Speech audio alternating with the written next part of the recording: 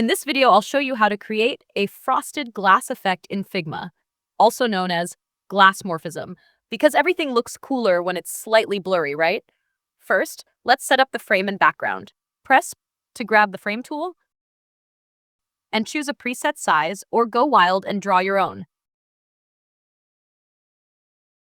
Now let's add a background to make that frosted effect pop. You can use a solid color, gradient, or even an image. I'm going with a bold blue because why not? Next, let's make the actual glass shape. Press R for a rectangle or O for an ellipse. I'll go with a circle. Just hit O, drag, and hold Shift to keep it nice and round. Fill it with white or Fash FFF if you love hex codes. Now duplicate it with Ctrl-C and Ctrl-V or Command if you're on a Mac.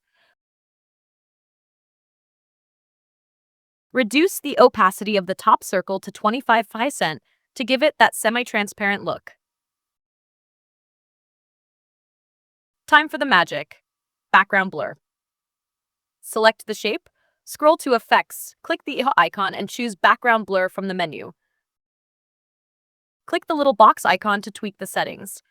A blur value of around 25 pixels usually does the trick, but feel free to experiment. Want to take it up a notch? Let's enhance the glass effect. Add a stroke by clicking the plush in the stroke section. Set it to white and lower the opacity to about 40%. Then for some extra depth, add a drop shadow. Click the plugin effects again. Select drop shadow. Set the color to black.